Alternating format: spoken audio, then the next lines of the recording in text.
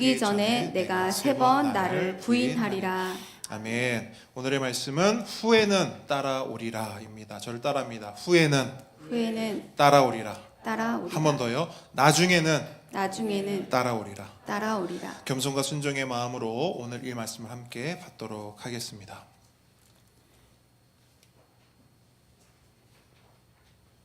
쾅! 하고 문 닫히는 소리가 들립니다. 누가 낸 소리일까요? 유다. 방금 전까지 떡을 함께 먹고 나누던 유다가 문을 쾅 닫고 나갔습니다. 왜 나갔죠? 뭐 하러 나갔죠? 예수님 팔러.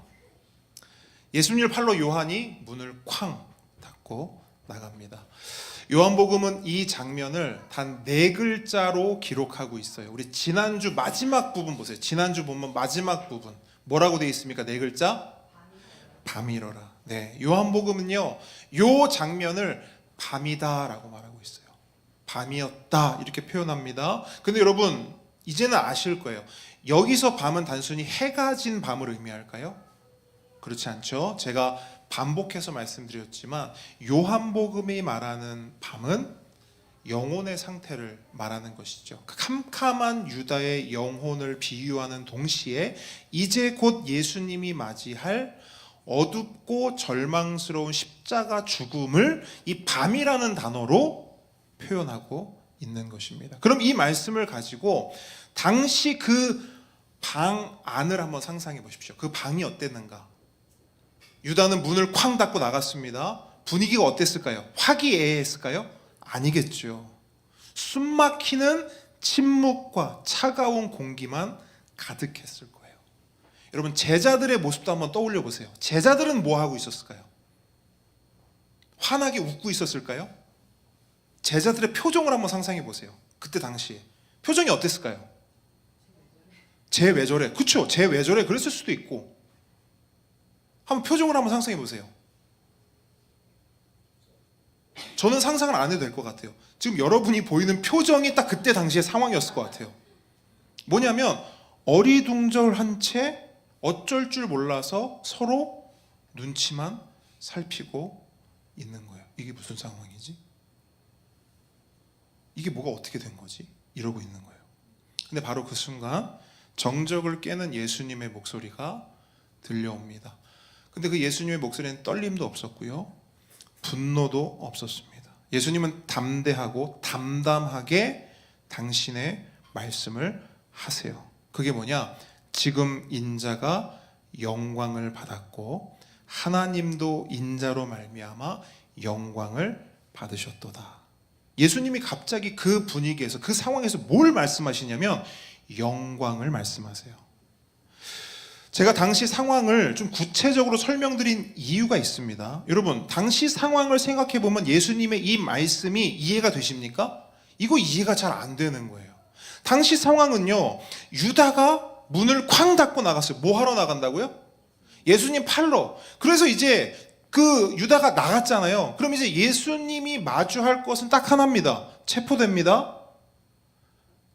체포되어서 온갖 모진 모욕과 폭력을 당합니다. 그리고 최종적으로 뭐에 달리시죠? 십자가에 달리시는 거예요. 보자고요. 세상의 눈으로, 우리의 눈으로 보면 지금 이 상황은요, 망한 거고요, 실패한 겁니다. 맞지 않습니까? 제자에게 배신당했어요. 그 배신당한 제자 때문에 이제 십자가에 달려 죽게 생겼어요. 우리의 관점으로, 세상의 관점으로 보면 예수님은 지금 망한 거고 실패한 겁니다. 그런데 예수님은 이 시간, 이 상황을 뭐라고 표현하세요? 영광이다. 영광의 시간이 왔다 말씀하세요. 예수님 자신만 이 영광을 받는 게 아니고 하나님도 이 영광을 예수님을 통해 받으신다라고 말씀하시는 거예요. 이게 무슨 말일까요? 어떻게 이렇게 어둡고 캄캄한 밤이 찬란한 영광이 될 수 있는 겁니까?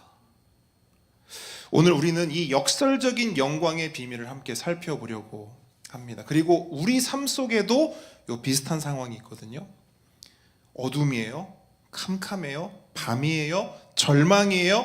실패예요? 그런데 우리의 눈으로 보면 그렇지만 하나님의 관점, 말씀의 관점으로 보면 그건 뭐가 숨겨져 있다는 거예요? 영광이 숨겨져 있다는 거예요. 여러분, 이것도 우리가 오늘 발견하게 될 겁니다. 그러기 위해서는 우리가 먼저 해야 될 게 있어요. 먼저 해야 될 작업인데 그게 뭐냐면 이 영광에 대한 우리의 고정관념을 바로잡는 겁니다. 우리는 영광이라는 개념을 가지고 있어요. 근데 여러분 그거 아십니까? 우리가 가진 영광의 개념과 성경이 말씀하는 영광의 개념은 사뭇 다릅니다. 여러분은 영광하면 뭐가 떠오르세요? 한번 머릿속에 한번 상상해 보세요. 영광 한번 생각해 보세요. 뭐가 떠오르십니까? 명예, 또 영광, 빛 아니죠? 빛, 또 영광 한번 생각해 보세요. 뭐가 떠오르십니까? 빵빠레 빰빠라밤 빰빰빰빰빰빰. 저는 이 영광이라는 단어를 떠올리면요 이게 생각났어요. 황금색 트로피, 그리고 멋진 금메달. 아마 여러분들도 말씀은 하지 않으셨지만 비슷할 거라 생각합니다. 왜냐하면 우리가 이 세상을 살아가면서 보고 배우고 경험한 영광은 이런 것들이기 때문이에요. 빵빠레가 울리고 황금색으로 물든 트로피와 수많은 사람들의 박수와 환호. 이게 우리가 생각하는 영광, 우리가 배운 영광, 우리가 원하는 영광이거든요. 구체적으로 예를 들어 볼까요? 연말 시상식을 한번 떠올려 보십시오. 누가 영광을 말하고 누가 영광을 받습니까? 상 받는 사람. 상 받는 사람은 어떤 사람이지요? 그 한 해 동안 제일 잘한 사람, 제일 성공한 사람, 제일 승리한 사람만이 그 자리에 서서 영광을 말하고 영광을 받아 누리는 겁니다. 이게 세상이 말하는 영광이고 우리가 알고 있는 영광이에요. 그런데 예수님은 어떠냐? 전혀 영광스럽지 않은 상황에서 영광을 말씀하신다는 거예요. 십자가 앞에서 영광을 말씀하신다는 거예요. 왜 예수님은 십자가 앞에서 영광을 말씀하실까? 여러분, 십자가가 뭡니까? 다른 거 의미 다 떼고 그냥 십자가 그 자체만 한번 설명해 보세요. 십자가가 뭡니까? 형틀이에요. 그냥 보통 형틀도 아니고 사형틀입니다. 세상에서 가장 큰 죄를 지은 죄인들이 매달려 죽는 것이 십자가예요. 그럼 십자가는 영광스러운 겁니까? 아니에요. 얼마 전에 우리 자녀 중에 한 명이, 자 이거는 제가 특정할 수가 없어요. 이제 더 이상 굉장히 싫어하기 때문에 우리 자녀 중에 한 명이, 여러분들이 한번 찍어보세요. 누가 했는지. 자녀 중에 한 명이 이런 말을 하는 거예요. 십자가는 멋진 거잖아. 이렇게 말하는 거예요. 왜냐하면 이렇게 보이는 거죠. 연예인들이 지금 우리 집사님도 십자가 목걸이를 하셨는데 오늘날에는 이 십자가가 어떤 의미로 사용되죠? 이게 약간 멋있고 뭔가 사람들 앞에 보여줘도 되는 그런 멋진 걸로 보여진단 말이에요. 그런데 2000년 전으로 돌아가 보자고요. 2000년 전 로마에서 만약 도미수 집사님이 십자가 목걸이를 하고 길을 다닌다고 생각해보세요. 사람들은 어떻게 생각할까요? 왜 저래? 그렇죠? 스스로를 크레이지라고 좀 표현하셨는데, 그러니까 지금 이상하게 생각하지 않겠어요? 왜냐하면 사형틀을 달고 다니니까. 귀에도 달고 목에도 달고. 그러니까 여러분, 사형틀 그 자체로만 보면 전혀 영광스럽지 않은 거거든요. 그런데 예수님은 그 사형틀 앞에 이제 서야 돼요. 그 사형틀에 이제 본인이 스스로 죽으셔야 돼요. 그런데 그 십자가 앞에서 예수님은 영광을 말씀하신다면, 내가 영광을 받았다. 이유가 뭐냐는 것이죠. 그 이유는 뭐냐면 이 십자가는요, 그러니까 세상의 관점으로, 우리의 관점으로는 사형틀이지만 하나님의 관점으로 보면요, 이 십자가는 하나님의 성품을 가장 완벽하게 드러내 보여주는 것입니다. 설명드려볼게요. 첫째, 십자가는 죄를 반드시 심판하시는 하나님의 정의와 공의를 보여줍니다. 둘째, 십자가는요, 조금의 죄도 용납하지 않으시는 하나님의 거룩함을 보여줘요. 셋째, 십자가는요, 에덴에서부터 하신 구원의 약속을 끝끝내 지켜내시는 하나님의 신실함과 하나님의 성실함을 보여줍니다. 마지막으로 넷째, 십자가는요, 아들을 내어주기까지 우리를 아끼고 사랑하시는 하나님의 사랑을 보여줍니다. 굉장히 많은 것을 보여주죠. 근데 보여주는 그 많은 것들이 약간 어울리지 않는 것들도 있어요. 그래서 한 신학자는 이렇게 표현했습니다. 하나님의 공의와 하나님의 사랑이 만나서 완벽하게 조화를 이루는 것은 오직 십자가뿐이다. 공의와 사랑은 어쩌면 전혀 어울리지 않는 상극이거든요. 생각해 보십시오. 만약 하나님이 공의롭기만 하세요. 하나님이 거룩하기만 하세요. 우리 하나님을 말하잖아요. 거룩하신 하나님. 거룩하신 하나님. 만약에 하나님이 거룩하기만 하다고 생각해 보세요. 어떨까요? 하나님이요, 정의롭기만 하세요. 그럼 우리 어때요? 우리 맞아요. 죽어요. 우리는 뼈도 못 추립니다. 그 거룩하신 하나님 앞에, 그 존전 앞에 우리는요, 감히 설 수가 없어요. 한 선지자가 뭐라고 고백합니까? 하나님 앞에 섰을 때 어떻게 돼요? 나여 죽게 되었도다. 네, 거룩하신 하나님, 하나님이 거룩하게만 하시면 우리는 살아남을 수가 없어요. 그럼 반대로 하나님이 사랑만 많으세요. 사랑의 하나님이세요. 어떨까요? 무질서. 여러분, 이런 속담이 있어요. 아이를 너무 귀여워하고 사랑하면 할아버지 수염을 어떻게 한대요? 당긴대요. 할아버지 수염을 땡긴대요. 사랑만 해주고 사랑만 있으면 좋을 것 같죠? 그렇지 않다는 거예요. 우리 인간의 본성은요, 가만 냅두고 사랑만 주면 어떻게 되는 줄 아세요? 할아버지 수염뿐 아니라 하나님 뺨때기도 후려 갈기는 게 우리 인간의 본성이라는 겁니다. 여러분, 공의가 없는 사랑은요, 무질서한 방종을 만들어내고요, 반대로 사랑이 전혀 없는 공의는 숨막히는 심판과 멸망뿐입니다. 그런데 여러분, 이 도저히 섞일 수 없을 것 같은 두 가지가 완벽하게 만난 곳인데 어디라고요? 십자가. 하나님은 우리의 죄를 그냥 넘기지 않으셨어요. 반드시 죄를 심판해야 하는 그 공의를 따라 하나뿐인 아들 예수님을 십자가에 못 박으셨습니다. 동시에 우리를 죽게 내버려둘 수 없는 그 사랑을 따라서는 예수님을 우리 대신 죽게 하신 겁니다. 이처럼 하나님의 공의도 만족시키고 우리를 향한 사랑도 완성하신 십자가, 그 십자가는 세상에서 가장 어둡고 비참한 사형틀이지만 동시에 하나님께는 가장 찬란한 영광의 자리가 되는 것입니다. 그래서 예수님은 그 십자가를 눈앞에 두고 영광을 말씀하시는 거예요. 지금 인자가 영광을 받았고 하나님도 인자로 말미암아 영광을 받으셨도다. 그런데 여러분, 이렇게 영광을 말씀하시던 예수님께서 갑자기요, 그 다음을 한번 보시겠어요? 새 계명을 말씀하십니다. 34절 말씀 한번 있습니다. 시작. 새 계명을 너희도 서로 사랑하라. 여러분, 영광을 말씀하신 예수님이 왜 갑자기 서로 사랑하라는 새 계명을 제자들에게 주신 걸까요? 그 이유는 명확합니다.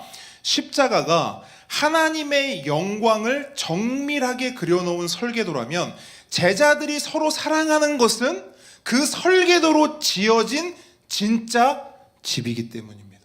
일종의 모델 하우스예요. 그래서 성경은 예수님을 믿고 따르는 사람들에게 뭐라고 말하죠? 너희는 빛이다, 너희는 소금이다, 너희는 나의 향기다 라고 말씀하시는 거예요. 그런데 여러분, 예수님은 이 계명을 새 계명이라고 말씀하십니다.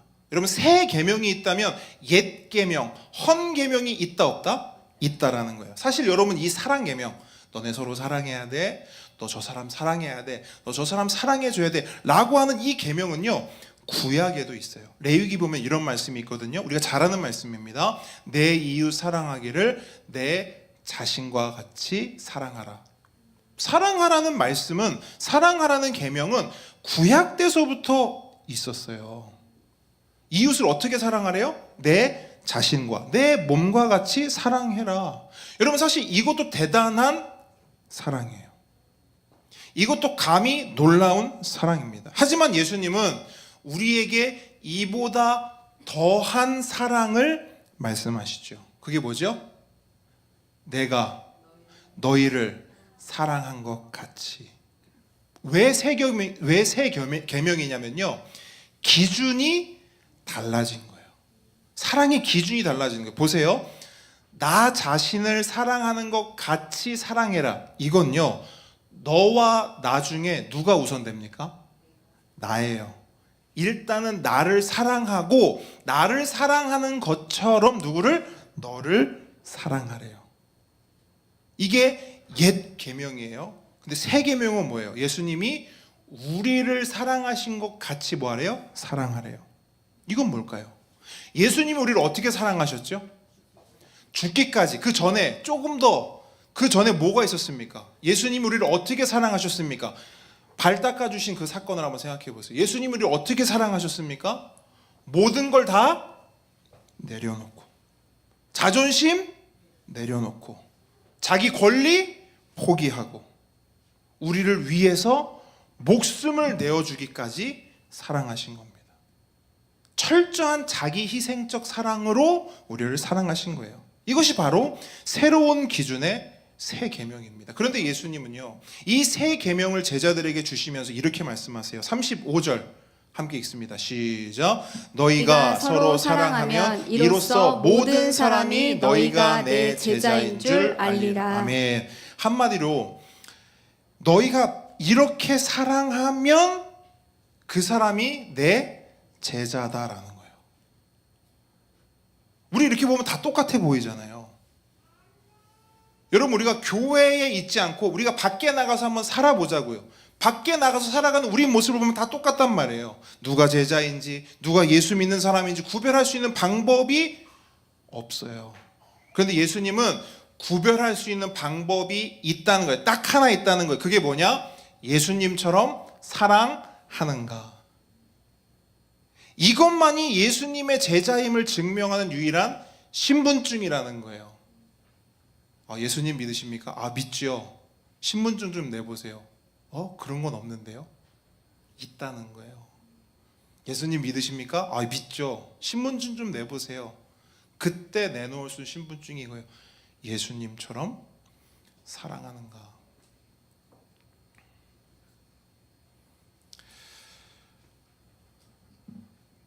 여러분, 신학자 중에 프란시스 셰퍼라는 분이 있어요. 그분은 이 말씀, 예수님의 이 말씀을 최후의 변증이라고 불렀습니다. 뭐냐면 세상 사람들은 우리가 얼마나 성경 지식이 많은지 관심 없다는 거예요. 우리 교회 예배당이 물론 이쁘면 좋은데 이것도 크게 관심 없다는 거예요. 그럼 세상 사람들이 관심 갖는 게 뭐냐? 딱 하나 있대요. 저들 안에, 우리들 안에 세상이 보여주지 못하고 세상이 줄 수 없는 사랑이 있는가? 그거 본다는 거예요. 그래서 최후의 변증이다. 그러니까 우리가 예수님을 믿고 우리가 예수님처럼 서로 사랑할 때 세상은 비로소 우리 가슴팍에 달린 예수님의 제자라는 신분증을 본다는 겁니다. 실제로 초대교회 성도들은 이 신분증을 가지고 있었다라고 많은 역사가들이 기록하고 있어요. 당시 사람들은요, 그리스도인들을 보면 이런 말을 자주 했다고 해요. 감탄하면서, 보라, 저들이 서로를 얼마나 사랑하는지 저들은 서로를 위하여 죽을 준비가 되어 있다. 이렇게 말했대요. 교회 다니는 사람들, 예수 믿는 사람들을 보면서 감탄하면서 말했다는 거예요. 저 사람들을 보라고. 저 사람들은 진짜 사랑한다고. 저 사람들은 서로를 위해서 죽을 준비가 다 되어 있는 것처럼 사랑한다고 라고 사람들이 말했대요. 그럼 오늘 한국교회를 바라보는 사람들은 뭐라고 말할까요? 감탄할까요? 아니죠. 실망하죠. 아니죠. 이제 실망의 수준도 넘었어요. 실망도 안 합니다. 왜요? 기대를 안 하기 때문에. 멀리 갈 것 없이 함께 걷는 교회 어떨까요? 누가 우리 교회에 찾아왔어요. 함께 걷는 교회 신분증 한번 내놔 보시오. 예수 잘 믿는 교회를 매주마다 외치던데 예수 잘 믿는 그 증거, 그 신분증 한번 내놓아 보시오라고 한다면 우리는 무엇을 보여줄 수 있을까요? 여러분, 지난 성탄절에 라이트하우스에서 방문했습니다. 뿐만 아니라 그 전에도 우리 교회에 종종 왕왕 많은 사람들이 방문하죠. 그 중에는 목회자들도 있고, 그 중에는 진짜 방문자도 있고, 그 중에는 뭐 제가 아는 분들, 여러분들이 아는 분들, 그런 분들이 있습니다. 그런데 여러분, 그렇게 방문하신 분들 중에 전부는 아니지만 몇몇 분들이 피드백을 해주신단 말이에요. 예배를 드려보고 함께 걷는 교회에서 함께 이렇게 해보고 피드백을 해주세요. 그러면 우리 교회에 대해서, 우리 성도들에 대해서 가장 많이 하는 피드백이 뭘까요? 여러분 한번 대답해 보세요. 뭘까요? 뭐 피드백 하실까요? 함께 걷는 교회, 아 이렇더라. 없습니까? 피드백 없습니까? 아 조용합니다. 또 뭐 피드백 뭐가 있을까요?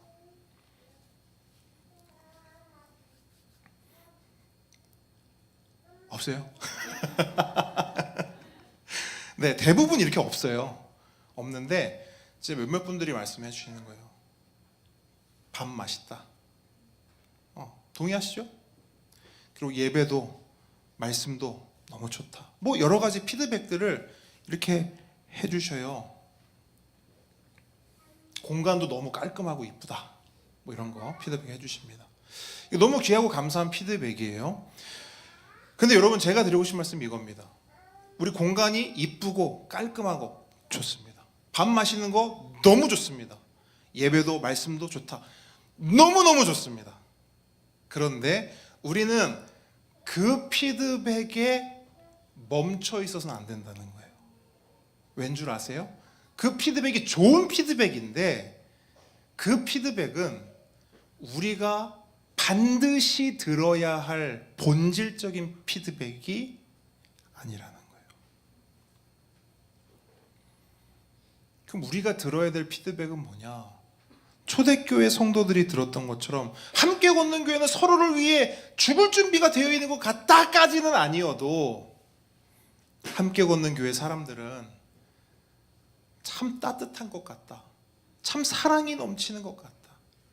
세상에서 볼 수 없는 사랑이 여기 함께 걷는 교회 성도들에게는 있는 것 같다 라는 피드백을 들어야 하는 겁니다. 그러면 우리도 우리 눈엔 보이지 않지만 여기에 딱 새겨지는 거예요. 예수님의 제자. 여러분, 이 피드백 듣기 원합니다. 누구만 듣는 게 아니라 이 자리에 모인 우리 모든 함께 걷는 교회 성도들, 유종훈 목사를 포함한 모든 함께 걷는 교회 성도들이 이 피드백을 듣기를 주님 여러분 축원합니다. 아멘이십니까? 여러분, 이게 본질이에요. 이게 예수 믿고 따르는 제자들의 신분증입니다. 다른 걸로 얘기할 거 없어요. 예수 믿는 증거 내놓으시오. 세례 증서 낼 겁니까? 그게 중요하지 않다는 게 아니에요. 그 사람에게는 그게 중요하지 않다는 겁니다.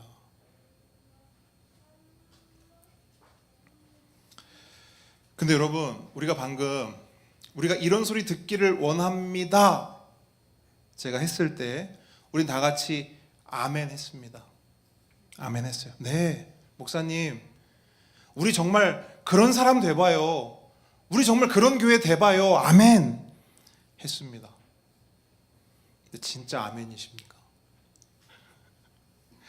기대가 되세요? 저는 설교를 준비하면서 저도 이 말을 써놓고 저도 아멘 했고 하나님 정말 그렇게 되길 원합니다 라고 기도했지만 마음 한구석에는 뭐가 있냐면 이게 있어요. 근데 지금까지 해볼 만큼 해봤는데 그렇게 돼보려고, 진짜 사랑 많은 사람 돼보려고. 여러분 솔직히 해봤어요, 안 해봤어요? 우리 해봤단 말이에요. 물론 안 해보신 분들도 있을 줄 압니다. 근데 진짜로 발버둥 치며 해본 분들이 분명히 있거든요. 근데 어떻습니까? 결과는 되던가요? 강미준 지사님 됩니까? 변성도님 되던가요? 안 돼요. 저한테도 한번 물어보세요. 목사님 되던가요? 안 돼요. 안 돼요. 제가 전도사님한테 진짜 자주 하는 말, 근데 나는 진짜 사랑이 좀 없는 것 같다. 우리 동영 목사님이 아니에요, 목사님이 하시는데, 저는 그냥 그렇게 생각해요. 그러니까 참 사랑이 많은 목회자가 되고 싶은데, 참 사랑 많은, 그러니까 제 기도 제목이에요. 여러분 여기 보시면 여기 나와 있지 않나요? 기도 보면 사랑과 긍휼의 마음을 주셔서 양들을 잘 돌보게 하옵소서. 이게요, 이 말 안에 숨겨져 있는 저의 마음이 뭐냐면 좀 사랑 많은 목회자가 되고 싶은 마음이 있단 말이에요. 근데 잘 안 되더라고요. 안 되더라고요. 예수님이 나를 사랑하시는 것 같이는커녕 나 자신을 사랑한 것 같이도 사랑 못해요. 근데 여러분 그거 아세요? 우리는 사실 나 자신도 사랑 못해요. 그러니까 우리는 얼마나 사랑이 없는 존재입니까? 그러니까 이게 딜레마예요. 예수님은 우리한테 사랑하라고 하거든요. 근데 사랑할 수 있는 존재가 아닌 거예요. 그런 의미에서 우리는 오늘 누구를 만나야 되냐면 베드로 형님을 한번 만나야 돼요. 왜냐면 우리랑 똑같거든요. 자 보세요. 예수님이 내가 너희를 사랑한 것 같이 너희도 서로 사랑해라 라고 말했더니 베드로가 뭐라고 외치는 줄 아세요? 37절 보세요. 37절 함께 읽습니다. 시작. 베드로가 이르되 주여 내가 지금은 어찌하여 따라갈 수 없나이까 주를 위하여 내 목숨을 버리겠나이다. 아멘. 이게 무슨 말이냐면 상황을 그냥 간단히 설명드리냐면 너희 서로 사랑해라 이렇게 말했어요. 그랬더니 베드로가 하겠습니다. 그 길 가겠습니다. 근데 예수님이 뭐라 그래요? 아니 너네 지금은 못 와. 그 베드로가 뭐래요? 지금 제가 왜 못 갑니까? 저는 주를 위해서 목숨도 버릴 수 있습니다. 이렇게 말하는 거거든요. 사랑하라고요? 네. 목숨 걸고 한번 사랑해 볼게요. 섬겨보라고요? 네. 제가 목숨 걸고 한번 섬겨볼게요. 이거 하라고요? 네. 제가 목숨 걸고 한번 이거 해볼게요. 자, 이렇게 묻습니다. 베드로는 뻥친 거예요? 아니면 진짜 진심으로 대답한 거예요? 진심으로. 여러분들, 아까 전에 우리도 정말 그렇게 사랑하길 원합니다. 아멘. 여러분 거짓말한 거 아니잖아요. 그래도 미심쩍긴 하지만 그래도 우리가 진심을 담아서 정말 그렇게 되기를 원합니다. 우리 진심 담아서 한 거거든요. 여러분 우리는요 되게 진심입니다. 이런 거에 대해서. 베드로 진심이었어요. 거짓을 말한 게 아니에요. 진짜 베드로는 이렇게 할 거라고 믿었고 이렇게 할 거라고 결심한 거예요. 내가 진짜 주님을 위해서 목숨 걸겠다. 근데 여러분 베드로가 몰랐던 사실이 한 가지가 있습니다. 그게 뭔지 아십니까? 이렇게 결심하고 이렇게 진심으로 대답한 나 자신이 얼마나 나약한 존재인지를 몰랐어요. 나 자신이 얼마나 감정에 휘둘리는 존재인지 몰랐어요. 이때는 감정이 할 수 있는 감정이었어요. 근데 돌아서서 마치 초가 불 꺼지듯이 감정이 불이 확 꺼지잖아요? 그러면 이 진심이 없어져요. 베드로는 몰랐어요. 내가 얼마나 이랬다가 저랬다가 오락가락하는 존재인지를 몰랐단 말이에요. 우리도 보세요. 우리 얼마나 오락가락합니까? 사람 앞에서뿐만 아니라 하나님 앞에서도 우리는 얼마나 오락가락해요? 그러니까 베드로는 진짜 몰랐던 거예요. 자신의 결단과 약속과 의지가 얼마나 보잘것없는지를 몰랐어요. 그래서 이렇게 쉽게 주를 위해서라면 내 목숨 버리지요 결단하는 겁니다. 근데 우리도 비슷하다는 거예요. 예배당 안에서는요, 야 주님 이렇게 한단 말이에요. 근데 문 밖을 나서는 순간 어떻게 되죠? 솔직히 말씀 드려볼게요. 무슨 말을 했는지 기억도 안 나요. 솔직히 여기서는 아멘, 여기서는 그렇게 하겠습니다 했는데요, 저 문에 내가 봤을 때 무슨 기계가 달렸어요. 저 문 밖을 딱 나가는 순간 없어졌어. 그냥 없어졌어. 내가 뭘 결단했는지, 내가 뭘 아멘 했는지 몰라요. 주님의 말씀과 주님께서 우리에게 주신 새 계명 없어져요. 여러분, 이런 속담이 있어요. 화장실 들어갈 때와 나올 때가 다르다. 화장실만 딱 바꾸면 돼요. 예배당 들어갈 때와 나올 때. 우리 선조들이 얼마나 참, 그죠? 기가 막힙니까? 화장실 들어갈 때 마음과 나올 때 마음이 다르다. 와, 대단한 통찰입니다. 결론적으로 내가 너희를 사랑한 것 같이 너희도 서로 사랑하라. 예수님 계명으로 주셨어요. 계명은 우리가 지킬 말씀이에요. 근데 문제는 뭐냐? 우리가 못합니다. 우리 이 계명 못 지켜요. 베드로 보세요. 베드로는 분명히 주님을 위해 자기가 죽겠습니다 장담했어요. 근데 결론은 어떻게 됐죠? 결론은 어떻게 됐어요? 베드로가 예수님을 위해 죽은 게 아니라 예수님이 베드로를 위해서 죽어주셨어요. 그래서 예수님은 말씀하시는 거예요. 나를 위해 죽는다고? 베드로야, 잘 들어. 닭 울기 전에 네가 나를 3번 부인할 거야. 닭 울기 전에 네가 3번 나를 배신할 거야. 닭 울기 전에 네 약속 3번이나 어길 거야. 너의 진심, 너의 열심, 너의 그 결단, 지금은 아무 의미 없어.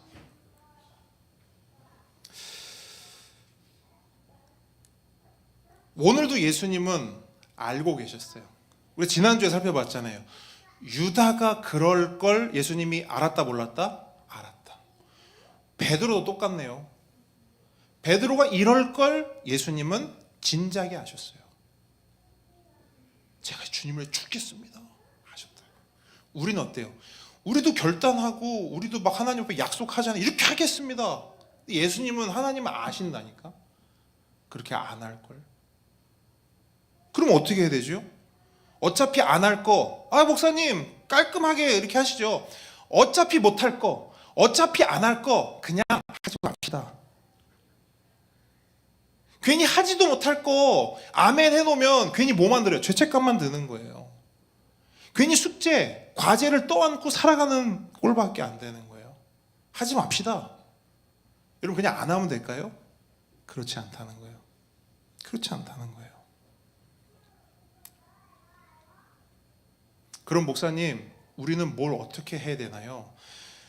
여러분, 36절 중반절에 예수님께서 놀라운 말씀을 해주셨어요. 오늘 설교 제목이기도 해요. 뭐라고 말씀하시느냐? 내가 가는 곳에. 거기서부터 읽어볼게요. 내가 가는 곳에. 시작. 내가 가는 곳에 내가 지금은 따라올 수 없으나 후에는 따라오리라. 자, 예수님의 이 말씀이 복음이고 진리이고 오늘 우리에게 주는 정답입니다. 그러니까 예수님은 지금 이 말씀하시는 거예요. 베드로야, 지금 네 실력으로는 안 돼. 너의 의지와 결단으로는 절대 나를 따라올 수 없어. 사랑할 수 없어. 섬길 수 없어. 하지만 언제는? 후에는, 나중에는 내가 반드시 너를 그렇게 할 수 있는 사람으로 만들 거야. 그래서 내가 너를 위해서 십자가에 달리는 거야. 그래서 내가 너에게 사랑을 넘치도록 부어주는 거야. 그래서 보혜사 성령님이 오시는 거야. 그때는 아시겠죠? 제가 이거 계속 여러분에게 계속 강조하고 반복하는 거 여러분 들리십니까? 지금은 안 된다는, 그럼 언제 됩니까? 예수 그리스도의 십자가가 내 십자가가 되면, 예수 그리스도의 사랑이 내 사랑이 되면, 예수 그리스도께서 가시고 오신 그 보혜사 성령님이 나에게 오시면, 그때는 비로소 따라갈 수 있다라는 겁니다. 여러분, 이게 예수 그리스도의 복음이에요. 복음은 나에게 달려있지 않죠. 아멘이십니까? 그래서 우리의 신앙은요, 내 결단이나 열심으로 하는 게 아닙니다. 그럼 신앙은 뭘로 하는 건가요? 예수로 하는 겁니다. 신앙은 예수님으로 하는 거예요. 예수님의 사랑으로 하는 것이고 예수님의 은혜로 풀어내야 하는 게 바로 신앙입니다. 그러면 우리가 왜 제대로 신앙하지 못하고, 우리는 왜 사랑하지도 못하고, 우리는 왜 섬기지도 못하는가? 내가 하려고 하기 때문입니다. 비유로 설명드려 볼게요. 내가 태양이 되려고 하기 때문이에요. 여러분 그거 아십니까? 밤하늘에 달이 이렇게 떠요. 밤하늘에 달이 떠요. 어두워요, 밝아요? 엄청 밝죠. 근데 여러분 그거 아세요? 그 달이 빛을 냅니까? 달은 빛을 못 내요. 달은요, 그냥 극단적으로 표현하면 그냥 돌덩이에요. 빛이 나오지 않아요. 근데 밤하늘에 떠있는 달을 보면 어때요? 너무나 환하게 빛나죠. 이유가 뭐죠? 태양의 빛을 받아서, 태양의 빛을 반사해서 달이 그렇게 환하게 빛나는 것이죠. 달이 만약에 태양씨, 저는 태양의 빛이 필요 없어요, 제가 한번 스스로 빛을 내볼게요 라고 하면 빛 낼 수 있어요? 없다는 거예요. 달은 그 결심을 하는 순간, 그 결단을 하는 순간 뭘 잃어요? 빛을 잃어요. 마찬가지. 내 스스로 사랑을 끌어올려서 하려고 하면 그 순간 우리는 사랑을 잃어요. 신앙도 마찬가지. 내 의지와 내 열심으로 신앙하려고 내 안에서 모든 걸 끌어내면 그 순간 우리의 신앙은 꼬꾸라져요. 그럼 우리가 해야 될 건 뭐예요? 우리가 해야 될 결심과 열심이 있다면 딱 하나입니다. 예수님, 사랑 주세요. 그 사랑으로 사랑할게요. 예수님, 믿음 주세요. 그 믿음으로 신앙할게요. 이게 우리가 해야 될 일이라는 거예요. 그래서 여러분, 예수님께서 오늘 제자들 가운데 3계명 주시잖아요. 내가 너희를 사랑한 것 같이 너희도 서로 사랑해라. 예수님의 이 말씀 안에 어떻게 사랑할 수 있는지에 대한 비밀이 사실은 담겨져 있어요. 예수님이 뭐라고 말씀하십니까? 내가 너희를 사랑한 것 같이 너희도 서로 사랑해라. 뭐가 우선돼요? 예수님의 사랑이 먼저예요. 예수님이 우리를 사랑하면 우리도 뭐 할 수 있다는 거예요? 사랑할 수 있다는 거예요. 그러니까 예수님의 사랑을 먼저 받으면 그 사랑으로 우리는 사랑할 수 있다. 다시 말해, 예수님의 사랑을 받는 자가 제자인 거예요. 그 사랑을 받아 누리는 자가 제자입니다. 예수님을 그냥 졸래졸래 따라다니는 자가 제자가 아니고, 예수님의 재정, 예수님의 가장 오른팔, 예수님 가장 옆에서 가장 큰 일을 하는 사람이 제자가 아니고, 그 제자는 나중에 예수님을 팔아먹을 수 있는 제자고, 진짜 제자는 예수님의 그 사랑을 풍성히 받아 누리는 사람이 제자입니다. 말씀을 맺습니다. 여러분, 예수님은 가장 어두운 밤에 십자가의 영광을 선포하셨습니다. 그리고 그 영광을 맛본 제자들에게, 우리에게 내가 너희를 사랑한 것 같이 너희도 서로 사랑해라 말씀하셨고, 그 사명을 우리 가운데 허락하셨어요. 여러분, 이 사명을 감당하기 위해서 딱 두 가지만 기억하시면 좋겠습니다. 첫 번째, 여러분, 사랑은 짜내는 것이 아니고 뭐죠? 받아서 하는 거예요. 내 안에서 짠다고 사랑 나오지 않아요. 내 안에 없기에 그 사랑을 예수님께 받아서 그 사랑으로 나도 누리고 남도 누리게 하는 것입니다. 두 번째, 그 사랑을 하면 제자 신분증이 주어진다고 말씀드렸어요. 근데 여러분, 그 사랑의 제자 신분증은요, 나중에 어떤 특별한 날에만 꺼내서 쓰는 게 아니에요. 언제 쓰면 될까요? 언제 쓸 거예요, 여러분? 여러분의 그 사랑이 있어요. 여러분의 그 신분증이 있어요. 언제 쓰시겠습니까? 네, 오늘이요. 오늘부터 교회에서, 가정에서, 또 내일부터는 여러분이 직장에서, 학교에서 그때 사용하시면 됩니다. 거창한 거 하지 않으셔도 돼요. 내 자존심을 조금 내려놓는다, 그렇게 사랑하십시오. 다른 사람의 말에 귀를 좀 더 기울인다, 근데 그렇게 사랑해 주십시오. 다른 사람을 위해서 내가 불편을 감수한다, 네, 그렇게 한 걸음 한 걸음 그 사랑의 걸음을 가시면 되겠습니다. 우리 함께 걷는 교회 안에 이런 예수님의 사랑을 행하는 예수님의 제자들이 넘쳐나며 모두가 이 길을 걸어가기를 주님의 이름으로 축원합니다. 우리